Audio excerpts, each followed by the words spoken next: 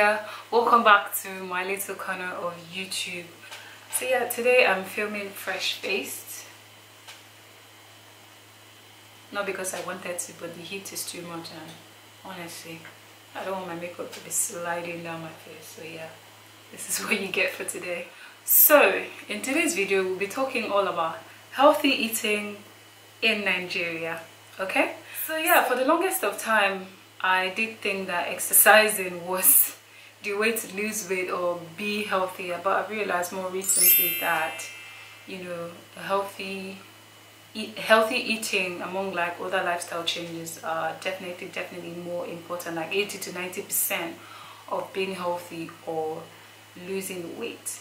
So I get lots of questions, especially in real life. People ask me, hey, so how do I not eat healthy now? What will I eat?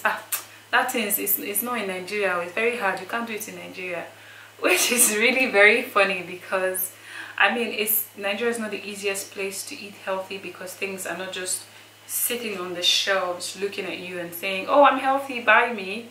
But it's definitely doable, and it's not as hard as you think to eat healthy. So my principle, you know, for this healthy eating or lifestyle thing is not to diet or restrict myself from anything, because that doesn't usually work, but to make healthier changes here and there, or make like healthy switches. Basically that's what I do, or cut down on some things. I cannot totally eliminate things from my diet. I like to eat what I want to eat because well, you only live once. Okay, the thing is, for example, if you told me to stop eating rice, that rice was bad, the spirit of rice, it will now come upon me permanently, and then I'll start craving more and more for rice or whatever it is I'm trying to cut down on. So I don't try to eliminate things from my diet, but I try to find healthier alternatives and just cut down on that particular thing that I don't want to eat. So I have written down some points here to help us all out on our healthy eating journey, especially if you're in Nigeria. Okay, the first tip that I have would be to make healthy switches with our available resources. Okay, I'll just give you examples rather than explain what I'm saying. So if you're someone that would eat eba or swallow 10 times a week, I'm not asking you to stop eating eba. All I'm saying is cut that down like 10 times to like 7 times, and then replace those 3 other times with a healthier swallow, like cabbage, fufu, or like eggplant fufu, or things very high in fiber like tiger nut or coconut swallow. So you can replace your eba with those things. If you were someone that would eat rice 10 times a week again, for example, you can eat rice 7 times a week and replace the other 3 with like healthier grains like quinoa or fonio, or you can just switch your rice for like brown rice or fada rice, which are normally better than the ones that we eat. Okay, yeah, things like juices and sodas, you can kind of cut that down. If again you take that 10 times a week, kind of cut it down to 5, and then replace the other 5 with like smoothies or water. The best thing is usually water, but reduce your intake of like sodas and juices and then replace it with smoothies or water. That's usually a better way of doing things than saying you want to totally eliminate something from your diet. You probably just feel, from experience, that's what usually happens. Okay, the next point, number 2, will be work with fruits that are in season, especially healthy ones like fruits and vegetables. So for example, now agbalumo is in season. Agbalumo is African star fruit, it's called, I believe, or udara if you're from the east. So make your recipes around agbalumo. Mango is also in season. There's lots of things you can do with mango. You can make desserts, you can make ice cream, you can make smoothies, juices, all kinds of things that you can do. So build your recipes around whatever is in season, because usually the nutritional value will be very high, and then it will be cheaper, and just you would see it regularly in the market. So just build your recipes around that. Okay,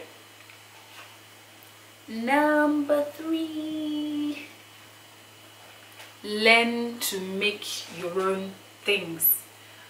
Oh my god, this is very important for you, and I'll tell you why. Number 1, you will save a lot of money. So the other day I went to the supermarket and I tried to buy a carton like this of almond milk, and it was almost 3,000 naira. Like, meanwhile there's a coconut tree back at my house, and what am I doing with it? Nothing. So I went there, I plucked like 10 fresh organic coconuts and I made my own coconut milk. You can also make tiger nut milk, you can make cashew milk if you're into the non-dairy kind of milk. So that kind of just saves you a lot of money, and what you're getting, you know that it's fresh because you made it yourself. So that's one reason why you should make your own things. Another reason why you should make your own things is because you can exactly control what goes inside the food. So for example, if you're buying a bottle of juice in the supermarket, you're not exactly sure how much added sugars are in there. But if you made yours at home, you can control how much sugar goes inside, and you know exactly what you're eating when you make your own things. So the third reason why you should think about making your own things is because sometimes you really just can't find what it is you're looking for. So I wanted to try out, for example, tofu, which is like vegetarian meat, but I couldn't find it anywhere. And I thought to myself, even if I found it, it would be very, very expensive. So I googled how to make tofu, and I found out it was very easy. All I needed was like soybeans and water. And with 500 naira worth of soybeans, I was able to make like 2 heavy batches of tofu that will last me for a long time. So those are a few reasons. There are a lot more why you want to make your own things. And speaking about making your own things, if you're about to go on this healthy eating journey, or if you're on it, you have to be ready to cook. Okay, buying fast food or going down the road to buy things from a shop that claims to be healthy is not the way to go. Number one, you will spend a lot of money. It's not just sustainable. So if you're really serious about this healthy thing, just make up your mind that you will be cooking, because it's cheaper for you to cook for yourself, and you know exactly what is going into the meal. All you need to do is just to meal prep ahead of time, so that you always have something healthy to eat around the house. Okay, so number 4 would be to use Google. Now this might sound very, very basic, but sometimes we need to be reminded of the very basic things. Like, eating healthy doesn't have to be boring. All you need to do is type in whatever ingredient you have to Google, and lots of recipes will appear. Just be ready to experiment and be creative with these recipes. Now the problem you might run into is that some of the ingredients that they'll be listing for these recipes, you've probably not even heard of them before. At least that was my experience. So what I suggest you do is take these recipes and implement them with locally available ingredients. Basically just switch things up or switch things out until it works for you. I'll give you an example. So I started making my own granola, and I will top it off with nuts like almonds, pecans, walnuts, and things like that, which are very, very expensive. And I started running out of those nuts, and I was thinking, what nuts do we have locally? And the next time I made granola, I used tiger nuts, dry tiger nuts. I use peanuts, that's granules, and then I use cashews. Those are readily available, and the granola was still amazing. So just find like locally available ingredients and switch it out when you're making these recipes from Google. Another example would be if a recipe called for something like eggplant. Depending on the recipe, you can use the younger cousin garden egg, and who knows, it might just work out for you. So just look for locally available ingredients that you can use to achieve these genge recipes that you find on the internet. Okay, at least that's what I did, or that's what I'm still doing. The 5th tip will be try not to waste things. Like, always look for creative ways to use byproducts of things that you've made. For example, when I was making the tofu, you will have this chaff, it's called okara. I didn't throw that away. Instead of throwing that away, I dried it under the sun and I baked it into a low carb, high fiber kind of swallow, and it worked out. You can even incorporate it into baking as well. It worked out. I didn't need to throw that away, so there was no waste. If you're also making things like coconut milk and tiger nut milk, you can save the chaff that you get after squeezing out the milk and use that in your baking, or you can use it as a low carb, high fiber kind of swallow. So try not to waste things. Even if you're juicing, the pulp has lots of fiber. Don't throw it away. Incorporate it back somehow into your diet. Okay. The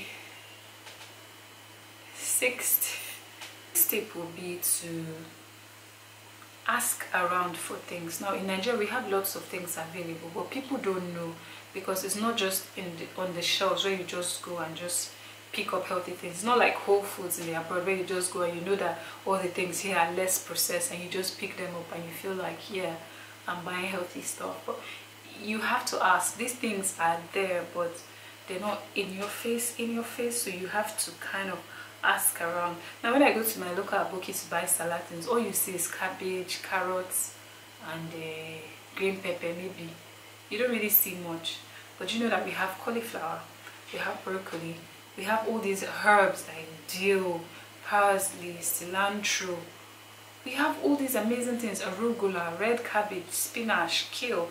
We have all those things, but you don't regularly see them, because if they bring them, it's get bad because people don't buy it. So what you need to do is ask them to bring them for you. More like place an order for them to bring it for you. And the accounts on Instagram that you can order these things from, and they'll deliver it to you. So in Nigeria we have things like strawberries, passion fruits, mulberries, blueberries, amazing things like that that I personally didn't know that we had until I had to ask around and do my research. For example, let me do cheap adverts for myself. If you're in Bayelsa and you wanted strawberries and passion fruit, you can send me a DM on Instagram and I'll have it delivered to you, because I'm a distributor for Veggie Express on Instagram. So all these things are available. All you need to do is ask around or place an order for someone to bring them for you from the north. So definitely ask around. We have a lot of things, okay? So yeah, that's it for this video. Let me know if you're also on your healthy eating journey and how that's working out for you. The struggle is real, but we are all hanging in there. So yeah, if you have any extra tips that I haven't mentioned, please leave it in the comment section below. I'll be filming lots of recipe videos, some of them healthy, some maybe not so healthy, I'm not sure, but I know I'll be filming lots of recipes for the channel. So don't worry if you're looking for inspiration on how to eat healthier, just stay tuned. I'll be uploading some of those videos. That's really all for this video. Let me know if you liked it by giving me a thumbs up. Subscribe to my channel and turn on post notifications down there so you get notified anytime I post a new video on the channel. Don't forget to follow me on Instagram. I'll link my account in the description box. Yeah. Thanks for stopping by my channel today, and I will see you guys in my next video. Okay, bye.